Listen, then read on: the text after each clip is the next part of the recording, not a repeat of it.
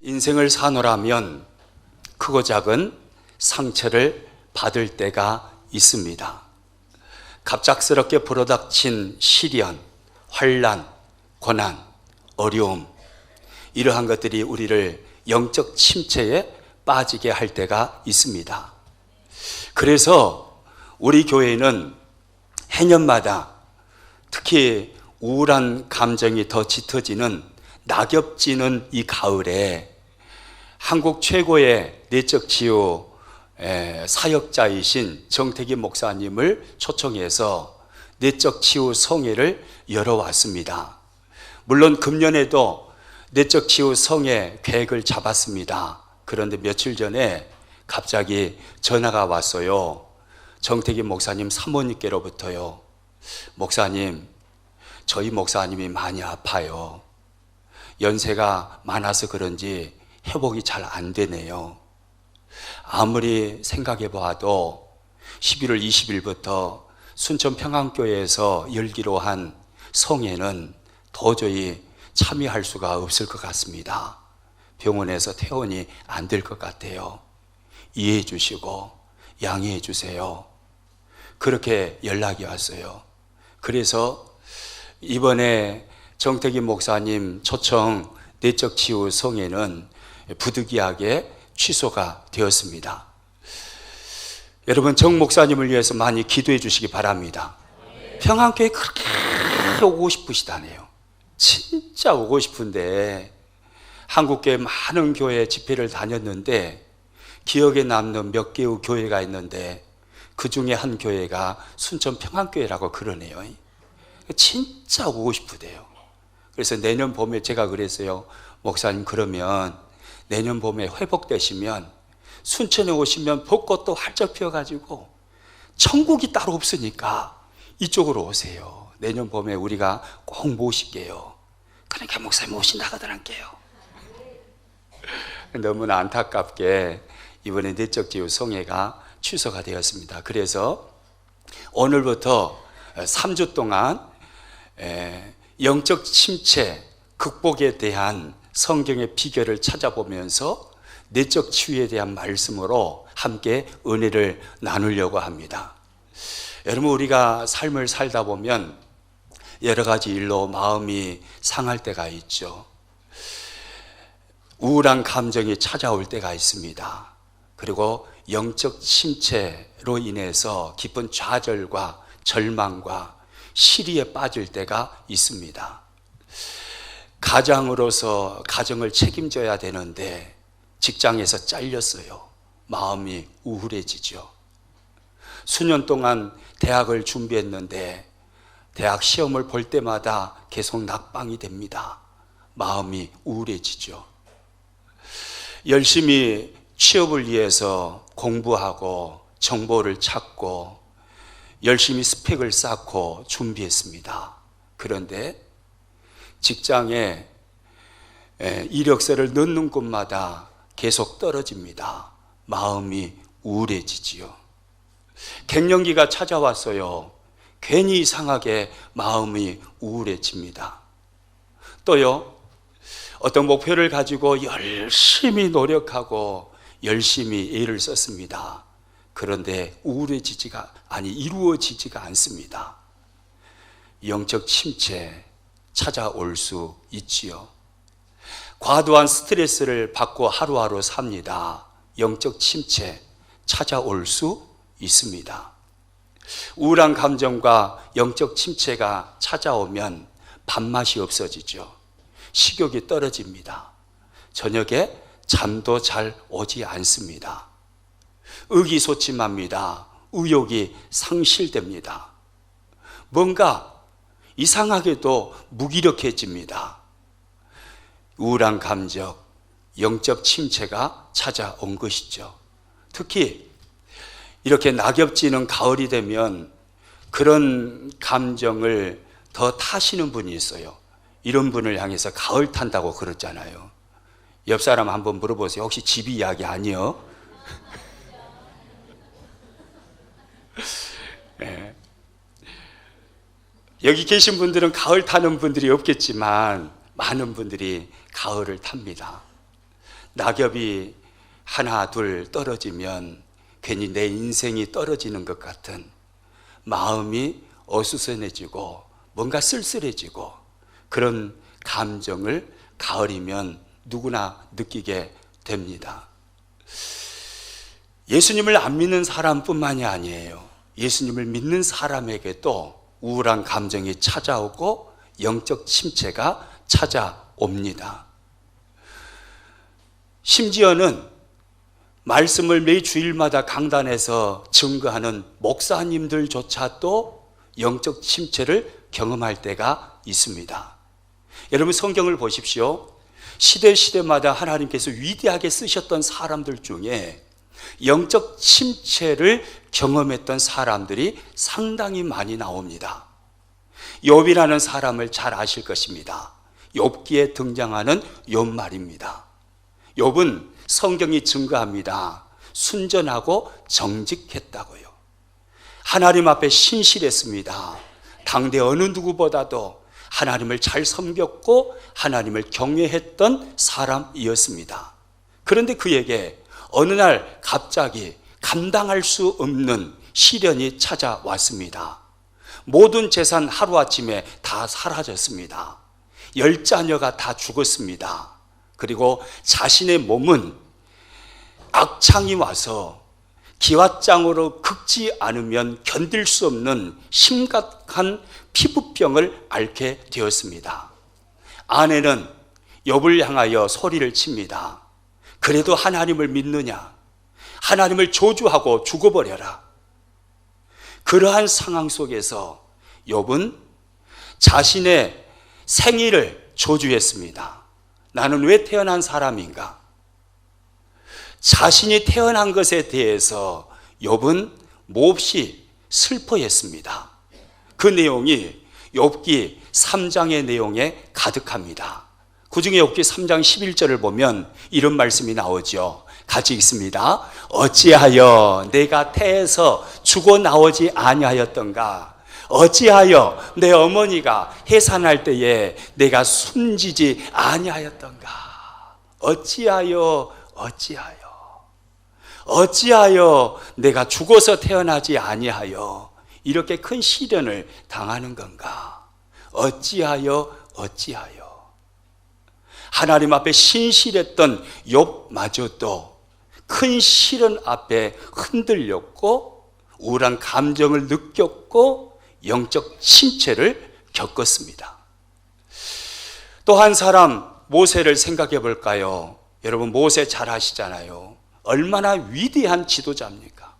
얼마나 그 시대 하나님 앞에 위대한 능력의 사람으로 쓰임받은 사람입니까? 그런데 그 위대한 지도자였던 모세가 만나로는 만족하지 아니하고 우리에게 고기 달라 왜 우리를 여기에 끄집어내 가지고 여기서 굶어 죽게 하느냐? 우리 고기 달라 그렇게 원망하고 불평하는 이스라엘 백성들을 바라보면서 하나님 앞에 우울한 감정을 토로합니다. 민수기 11장 11절에서 15절까지 말씀을 같이 한번 읽습니다. 어찌하여 주께서 종을 괴롭게 하시나이까? 어찌하여 내게 주의 목전에서 은혜를 입게 아니하시고 이 모든 백성을 내게 맡기사 내가 그 짐을 지게 하시나이까? 즉시 나를 죽여 내가 고난당함을 내가 보지 않게 하옵소서. 어찌하여 그렇게 믿음이 강했던 모세였습니다. 이스라엘 백성들을 출애굽시켰습니다. 앞에는 홍해가 가로막고 있고 뒤에는 바로의 철병거가 진을 치고 있습니다. 그 상황 속에서도 이스라엘 백성들에게 당당하게 말합니다. 너희는 가만히 있을지어다. 살아계신 하나님께서 일하실 거다. 하나님의 일하심을 보라. 모세는요 당당했습니다. 그런데 여기 민수기 11장에 가서 보니까 모세가 한순간 어찌하여 한탄을 합니다. 욥보다 한술 더 떠가지고요 모세는요 이러려면 차라리 나 죽여주세요. 즉시 나를 죽여서 나 데려가세요. 나 못 해 먹겠어요. 그냥 데려가시라니까 왜 하나님? 모세는 이렇게 한탄하며 영적 침체를 경험했습니다. 여러분, 이런 걸 보면 어떤 사람에게든 영적 침체가 찾아올 수 있습니다. 저에게도 찾아올 수 있고 여러분에게도 찾아올 수 있습니다. 믿음 생활 잘 했는데 어느 날 불현듯 갑자기 우울해지고 무기력해지고 영적 침체가 찾아와서 좌절감이 느껴지고 낙심이 되어지고 괜히 교회에 나가기 싫고 괜히 예배하기 싫고 괜히 성경 읽기 싫고 그렇게 새벽 예배 열심히 했는데 괜히 새벽 예배 나가기 싫고 그럴 때가 우리에게도 찾아온다는 거예요. 오늘 성경에 가서 보니까요, 엘리야라는 믿음의 사람에게도 영적 침체가 찾아왔습니다. 여러분, 엘리야가 어떤 사람입니까? 엘리야는 선지자 중에 선지자였습니다. 엘리야라는 이 말의 의미는요, 여호와는 하나님이시다 라는 뜻을 가지고 있습니다. 엘리야는 그의 이름에 맞게 여호와께서 하나님이심을 수많은 사람들에게 보여주는 인생을 살았습니다. 그래서 갈멜산 꼭대기에서 850명 바알과 아세라를 섬기는 선지자들, 그들과 자기 혼자 850대 1의 영적 전투를 벌였고, 거기서 하나님이, 여호와께서 하나님이신 것을, 하나님이 살아계신 것을 엘리야는 드러내 보였습니다. 엘리야는요, 그가 기도했더니 3년 반 동안 하늘문이 닫혔고 비가 내리지 않았습니다. 그리고 그가 또 기도했더니 비가 내리지 않던 하늘에 소나기에 구멍이 뚫려가지고 비가 엄청나게 내려버렸습니다. 심지어는요, 엘리야는 사렙다 과부의 죽은 아들을 살린 사람이기도 합니다. 여러분, 얼마나 대단한 능력의 사람입니까? 얼마나 대단한 하나님의 종입니까?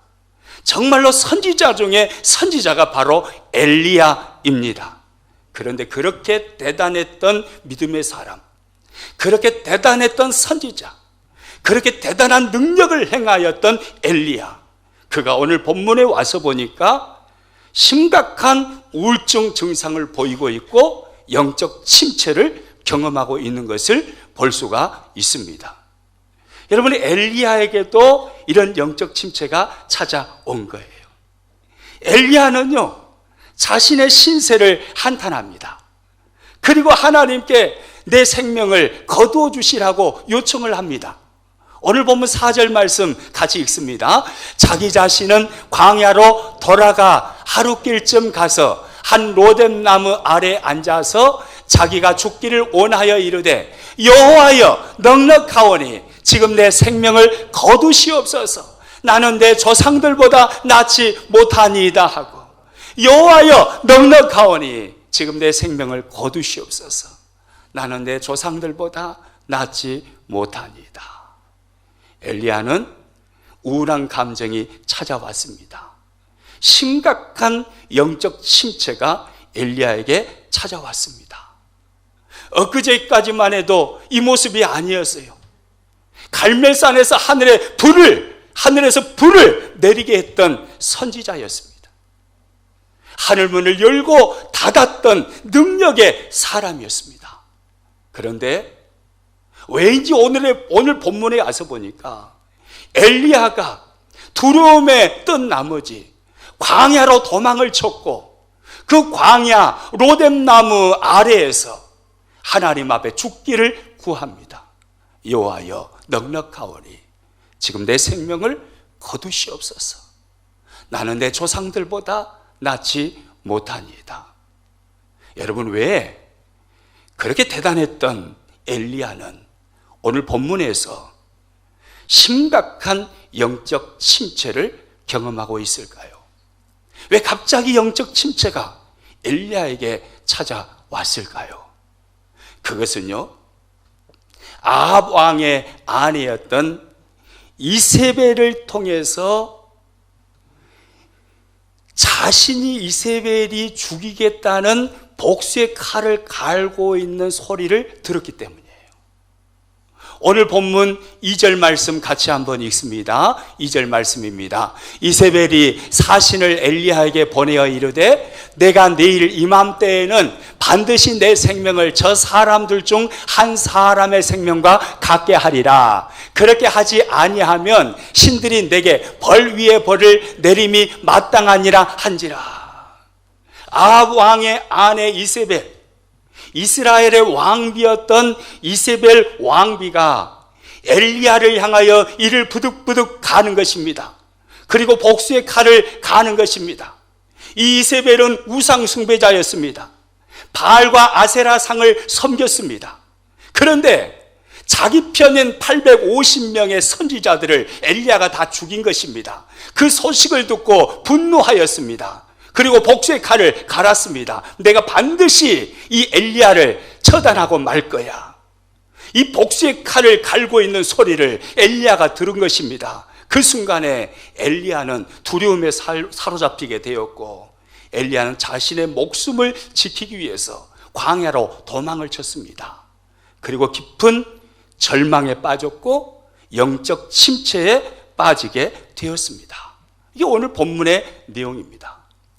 엘리야도 영적 침체를 경험하게 되는 것이죠.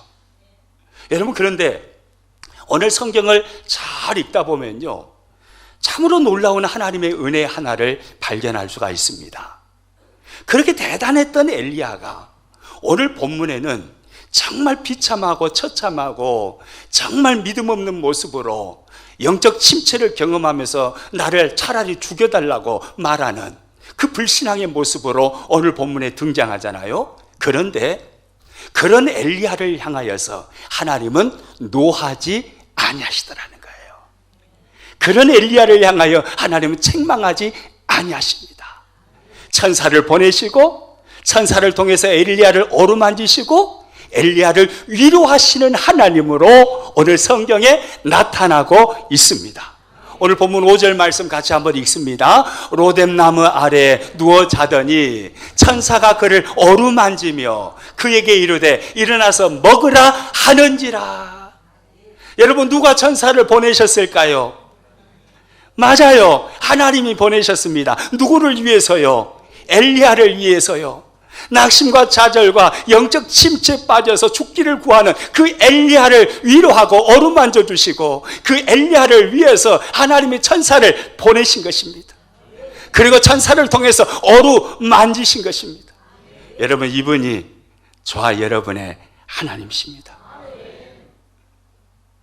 하나님은 낙심하고 좌절하고 절망하고 그래서 영적 침체를 느끼면서 우울증 증세를 보이는 우리의 모습을 책망하지 아니하십니다. 천사를 보내셔서 어루만져 주시는 분이십니다. 계단에 올라오시다가 돌아온 탕자 렘브란트의 이 그림을 보셨을 것입니다. 제가 설명대까지 딱 옆에다가 이렇게 세워놨어요. 한번 내려가시면서 읽어보세요. 이렇게 좋은 목사가 어디 있겠어요? 예? 그림 딱 붙여놓고 설명대까지 딱 세워놓고, 이런 목사는 물을 좀 먹여줘야 되겠어요. 예. 이 렘브란트의 돌아온 탕자 그림을 잘 봐보세요. 제가 지난 주일 저녁에도 이 말씀을 드렸죠. 탕자, 둘째 아들을 안고 있는 아버지의 손이 다릅니다. 한 손은 우악스러운 남자의 손이고 또 한 손은 부드러운 여인의 손입니다. 무엇을 렘브란트는 말하고 싶었을까요? 하나님은 하나님의 품에 안기는 모든 사람들을 향하여서 어떠한 방탕한 삶을 살았든지, 어떠한 의기소침의 삶을 살았든지, 어떠한 절망의 삶을 살았든지, 어떠한 영적 침체의 모습으로 하나님 품에 돌아왔든지, 모든 하나님의 백성들을 어머니와 같은 부드러운 손으로 어루만져 주시고 사랑하시고 위로해 주시는 하나님이라는 거예요. 그리고 그 하나님의 백성을 하나님의 강한 전능의 손으로 붙드셔서 그에게 셈을 주시고 그에게 능력을 주시고 다시 일으켜 주시고 다시 일어나서 세상을 도전하게 만드시고 세상을 정복하도록 이끌어 가시는 하나님이시라는 거예요. 여러분, 그 하나님이 저와 여러분의 하나님이십니다. 내가 울고 있을 때 하나님이 내 마음을 아십니다. 왜 우시는지 아십니다. 눈물의 의미를 남편도 몰라요, 아내도 몰라요, 자식들도 몰라요, 부모님도 몰라요. 그런데 아시는 분이 계세요. 하나님이 아십니다. 교회 목사도 몰라요, 장로님들도 모르실 수 있어요, 권사님들도 모르실 수 있어요, 아무도 모를 수 있어요. 그런데 하나님은 아십니다. 하나님이 천사를 보내셔서 어루만져 주시는 거예요. 위로해 주시는 거예요. 이분이 우리의 하나님이에요. 저는 한 주간 금식 기도를 했습니다.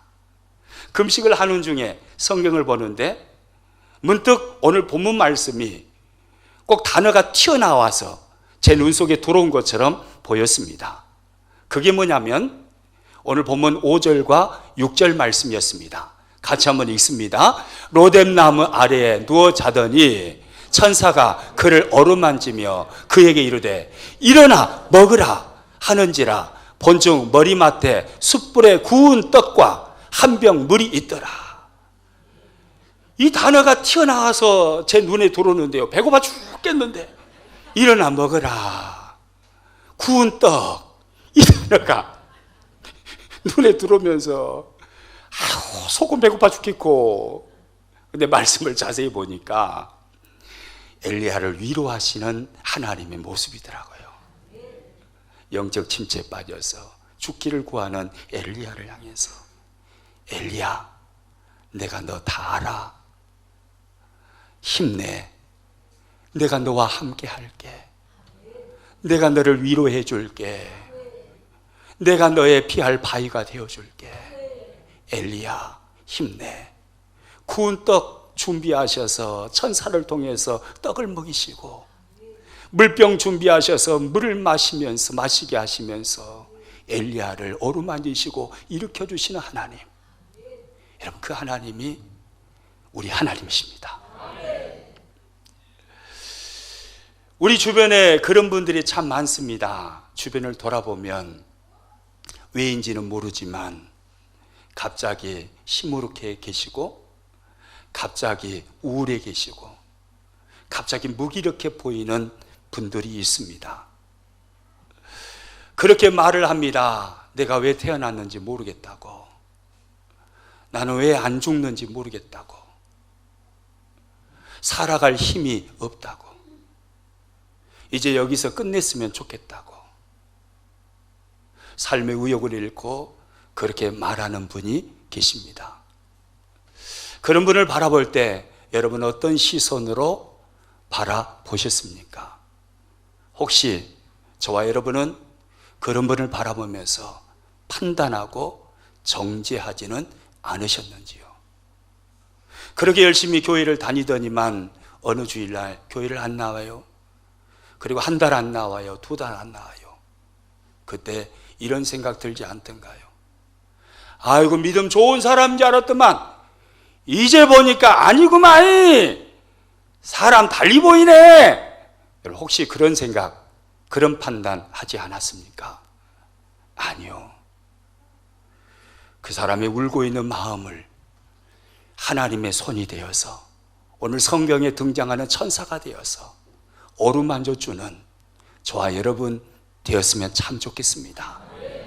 서로를 어루만져주고 서로를 위로해주고 서로를 위해해주고 서로를 격려해주고, 나는 열심히 달려가는데 지쳐서 쓰러져 있으면 손 내밀어서 손 잡아주고 함께 일으켜주고 함께 급히 뛰어가지는 못할지라도 함께 일으켜서 함께 걸어가는 그런 동행자 우리가 되었으면 참 좋겠습니다. 그러면 갑자기 찾아오는 이 영적 침체 어떻게 극복할 수 있을까요? 오늘 설교 제목이 뭐죠? 영적 침체 이렇게 극복하라입니다. 영적 침체 이렇게 극복하라. 그 답이 무엇일까요? 오늘 성경을 자세히 보니까요, 영적 침체를 극복할 수 있는 하나의 비결을 찾을 수가 있습니다. 그것이 뭐냐면 하나님을 바라보아야 한다는 것입니다. 따라서 합니다. 영적 침체를 극복하는 방법은 하나님을 바라보는 것입니다. 할렐루야. 여러분, 그렇습니다. 영적 침체를 극복하는 답은 다른 데 있지 않아요. 하나님을 바라보면 일어날 수 있어요. 하나님 품으로 돌아가면 다시 일어날 수 있어요. 나를 바라보던 시선을, 환경을 바라보던 시선을 돌려서 하나님께로 시선을 맞추고 전능하신 하나님을 바라보면, 위로하신 하나님을 바라보시면, 어루만져 주시는 하나님을 바라보시면, 나를 사랑해 주시는 하나님을 바라보시면, 그러면 일어나게 되어 있는 것입니다. 영적 침체를 극복할 수 있게 되어 있는 것입니다. 답은 하나님을 바라보는 것입니다. 오늘 성경을 잘 봐보세요. 엘리야는요, 이런 모습으로 살 선지자가 아니에요. 오늘은 참 희한한 엘리야의 모습을 우리가 보고 있는 것입니다. 엘리야는 과거에도 그렇게 살지 않았습니다. 철저하게 하나님 앞에서 믿음의 사람으로 살았습니다. 그런데 오늘 본문에 엘리야는 참으로 초라한 모습으로 등장합니다. 엘리야는 자신의 목숨을 잃는 것을 두려워하지 않았습니다. 자신의 목숨을 하나님을 위하여서 내어놓았던 사람이었습니다. 목숨을 내어놓지 않았으면 어떻게 850명 우상 숭배자 선지자들과 자기 한 사람 850대 1로 전쟁을 할 수가 있었겠습니까? 목숨을 내놓고 하나님을 섬겼던 사람이었습니다. 엘리야가 자기 목숨을 애걸복걸하는 사람이었다면 어떻게 아합 왕이 3년 6개월 동안 이스라엘 땅에 비가 내리지 않자 아합 왕이 엘리야 찾아 나섰습니다. 군사들을 풀었습니다. 엘리야 잡아 죽이려고 했습니다. 엘리야 그놈 때문에 이 나라가 이렇게 가뭄들었다고, 엘리야 때문에 나라가 망하게 됐다고, 그 엘리야를 잡아 죽여야 된다고 아합 왕은요 사람들을 풀어서 엘리야를 잡으러 다녔습니다. 그런데 3년 6개월이 지난 후에 엘리야가 스스로 아합 왕에게 찾아옵니다. 왕이여, 비의 소리가 있습니다. 올라가서 먹고 마시소서. 엘리야는요 아합 왕에게 찾아가서 그렇게 말했습니다. 목숨 잃는 것을 두려워했다면 엘리야가 그렇게 했겠습니까? 아니에요. 엘리야는 자기 목숨을 두려워했던 사람이 아니에요. 그런데 오늘 본문에 보니까 엘리야는 자신의 목숨 지키기 위해서 도망칩니다. 도망쳐요. 전혀 다른 모습으로 오늘 본문에 엘리야가 그려져 있는 것입니다. 왜 그랬을까요? 왜 엘리야는 그랬을까요? 3절에 보면 성경에 이렇게 말씀하고 있습니다. 같이 한번 읽습니다. 그가 이 형편을 보고 일어나 자기의 생명을 위해 도망하여 유다에 속한 브엘세바에 이르러 자기의 사환을 그곳에 머물게 하고, 그가 무엇을 보았습니까? 이 형편을 보았습니다. 그가 본 것이 뭐라고요? 이 형편이 형편. 엘리야가 보았던 이 형편이 무슨 형편입니까? 이세벨 왕비가 자신을 죽이겠다는 복수의 칼을 갈고 있는 그 소리, 그 형편이에요. 그것을 엘리야가 본 것입니다. 그랬더니 엘리야가 영적 침체에 빠져들고 만 것입니다. 엘리야는 그 환경 너머에서 역사하시고 일하고 계시는 살아계신 하나님을 보았어야 했습니다. 그런데 순간 그 하나님을 바라보는 시선을 놓쳐버렸습니다. 그리고 대신에 그의 환경을 옥죄고 있는 어려운 환경, 그의 삶을 옥죄고 있는 어려운 환경을 엘리야가 보았습니다. 그 형편을 보는 순간 엘리야는 심각한 우울증 증상을 경험하게 되었고 영적 침체에 빠지게 되었습니다. 여러분, 하나님을 바라보는 것, 이것이 영적 침체를 극복하는 해답입니다. 하나님을 바라보시기를 축복합니다. 할렐루야. 우리 옆 사람 서로 이렇게 인사합니다. 우리 하나님 바라보면서 삽시다. 할렐루야. 우리 하나님 바라보면서 살아야 돼요. 엘리야처럼 이 형편을 바라보면, 나에게 어려움으로 찾아와 있는 이 형편, 큰 시리에 빠지게 만드는 이 형편, 그걸 바라보는 순간에 우리도 똑같아요. 엘리야처럼 깊은 시리에 빠질 수밖에 없고, 절망에 빠질 수밖에 없고, 우울한 감정에 찾아올 수밖에 없고, 내 인생이 낙오자처럼 느껴지는 것입니다. 전능하신 하나님을 바라보시기를 축복합니다. 하나님은 우리를 향하여 크고 놀라운 계획을 가지고 계십니다. 하나님은 우리의 인생을 향하여 큰 꿈을 가지고 계십니다. 그 하나님을 바라보는 것입니다. 여러분, 우리 인생은요, 한편의 드라마와 같습니다. 그런데 우리 인생의 드라마, 시나리오를 쓰신 분, 그리고 내 인생의 드라마의 감독이 되신 분, 그분이 누군지 아십니까? 그분이 바로 하나님이세요. 내 인생의 드라마의 시나리오를 쓰시고 내 인생을 감독해 가시는 분, 그분이 하나님이신 거예요. 우리의 미래는요, 크고 놀라운 은혜가 준비되어 있어요. 여러분, 드라마 텔레비전 통해서 많이 보시죠? 뭐 다 안 보는 것처럼 연속곡 좋아하시죠? 좋아하잖아요. 연속곡 드라마 재밌잖아요.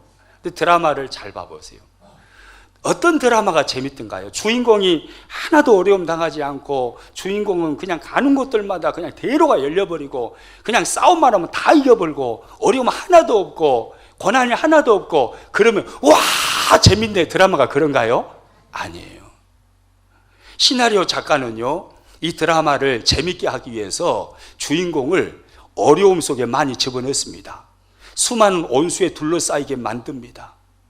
어떻게 조금 어떻게 하는 것 같더만은 어떤 온수가 밟아버려 가지고 쏙 들어가 버려 갖고 죽었다고 난리하고, 그럼 또 거기서 어떻게 이렇게 끄집어 올려 가지고 좀 살만하니까 또 다른 왼수가 또 나타나 가지고 또 대가리 다 집어넣어버리고, 오면 죽었네 하고 있으면 또 이렇게 시나리오 작가가 싹 올려주고, 이게 극적인 반복이 일어나면서 효과가 나타날 때 드라마가 재밌잖아요.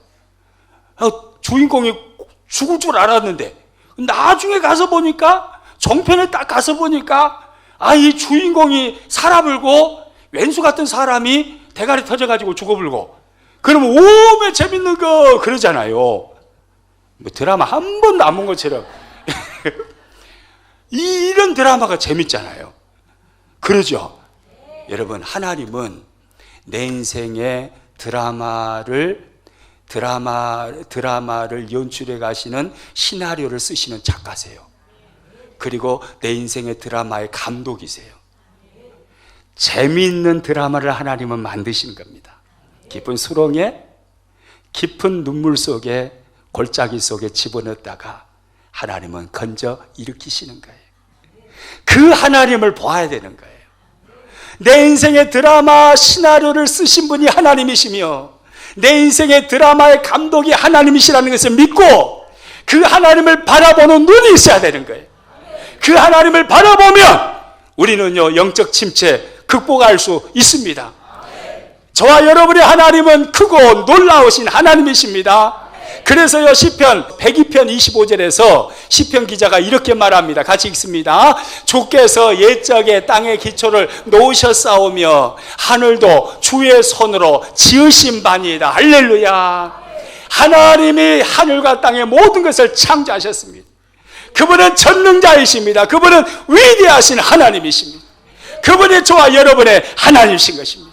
그러므로 우리는 그 하나님, 전능자이신 그 하나님을 바라보고 사는 겁니다. 시편 121편 1절과 2절입니다. 내가 산을 향하여 눈을 들리라. 나의 도움이 어디서 올까? 나의 도움은 천지를 지으신 여호와에게서로다. 할렐루야. 따라서 합니다. 내가 산을 향하여 눈을 들리라. 나의 도움이 어디서 올까? 나의 도움은 천지를 지으신 여호와에게서로다. 할렐루야. 여러분, 이 고백이 시편 기자의 고백만이 아니라 오늘 저와 여러분의 고백이 될 수 있기를 축복합니다. 내가 산을 향하여 눈을 들리라. 나의 도움이 어디서 올까? 나의 도움은 천지를 지으신 여호와에게서로다. 하나님이 나의 도우심을 믿고, 도우심이심을 믿고 그 하나님 바라보는 것입니다. 그 하나님 바라보면 어떤 역사가 일어납니까? 5절 6절 말씀 같이 읽습니다. 여호와는 너를 지키시는 자시라.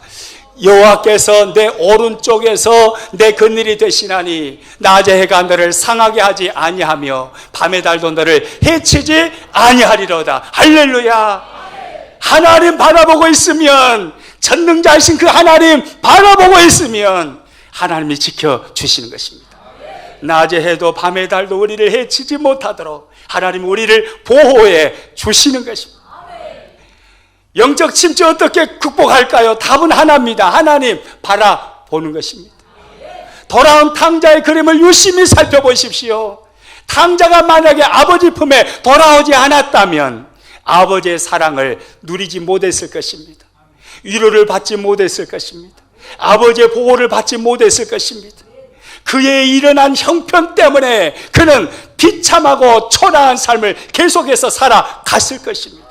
그런데 아버지 품에 돌아오니까, 하나님 바라보니까, 하나님 의지하니까 아버지가 안아주시잖아요. 아버지가 보호해 주시잖아요. 여러분, 이분이 저와 여러분의 하나님이에요. 답은 하나님 바라보는 것입니다. 창세기에 가서 보면 요셉이라는 사람이 나옵니다. 요셉, 파란만장한 인생을 살잖아요. 그는 형들에게 미움을 받아서 은 20에 노예로 팔렸습니다. 어린 나이에 먼 이국 땅에 끌려가서 노예 생활을 했습니다.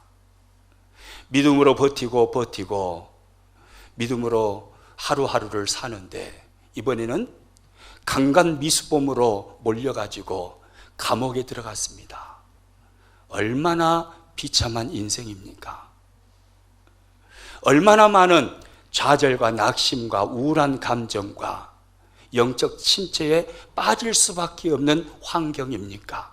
그런데 성경을 보니까 영적 침체에 빠질 수밖에 없는 그 환경 속에 요셉이 놓여 있었지만 요셉은 영적 모든 침체를 극복해내버립니다. 그리고 하나님 앞에 그 시대의 위대한 영적 거성으로, 믿음의 거성으로 쓰임받게 되어버리는 것입니다. 그 이유가 어디에 있을까요? 성경은 이렇게 말합니다. 창세기 49장 24절입니다. 같이 읽습니다.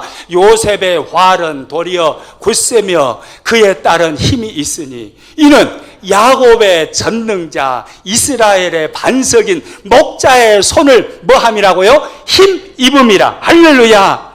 요셉이 영적 침체의 그 환경 속에서 빠지지 않고 그 모든 환경을 극복하고 믿음의 거성으로 그 시대에 쓰임받을 수 있었던 이유가 무엇이었습니까? 성경은 명확하게 말합니다. 이는 여호와의 힘을 힘입음이라. 하나님 바라보았기 때문이라는 거예요. 하나님 의지했기 때문이라는 거예요. 그 환경 속에서도 하나님을 의지합니다. 하나님 바라봅니다. 그랬더니 요셉은요, 그 환경을 극복하는 사람이 된 것입니다. 다윗이라는 사람 잘 아실 겁니다. 얼마나 힘든 인생을 삽니까? 요셉 못지 않습니다. 태어날 때부터 부모님께 버림받습니다. 형제들에게 왕따 당합니다. 위에 있는 7 형님들은 전부 다 아랫목에 누워서 배 깔고 잠자고 놀고 있는데 막둥이 요셉만큼은 추운 날에 밖에 쫓겨서 양을 치는 목동이 일을 해야 했습니다. 얼마나 초라합니까? 얼마나 우울한 감정과 영적 침체에 빠지게 딱 알맞는 안성맞춤인 환경입니까? 그런데 다윗은 그렇지 않습니다. 영적 침체 속에서 허우적거리며 자신 인생을 포기하지 않습니다. 다윗은 위대한 영적 거성으로 일어나 버리는 것입니다. 그 원인, 그 이유가 어디에 있었을까요? 시편 18편 1절 2절 보면 다윗이 이렇게 노래합니다. 같이 읽습니다. 나의 힘이신 여호와여, 내가 주를 사랑하나이다.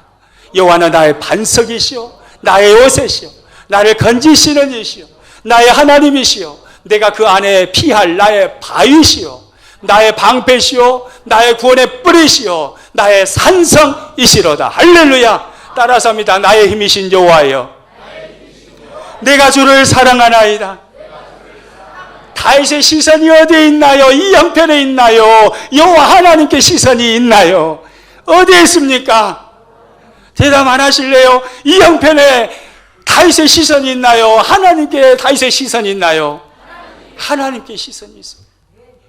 이것이 그에게 불어닥친 수많은 어려운 환경을 이겨낼 수 있었던, 극복할 수 있었던 비결이었습니다.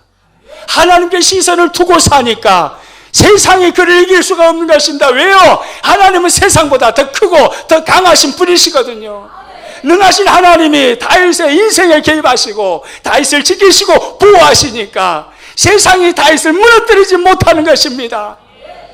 여러분, 이것이 답입니다. 영적 침체, 이것으로 극복하라. 바로 하나님을 바라봄으로 극복하는 것입니다. 우리 옆 사람 서로 이렇게 인사합니다. 우리 하나님 쳐다보면서 삽시다. 승리하시길 주님의 이름으로 축복합니다.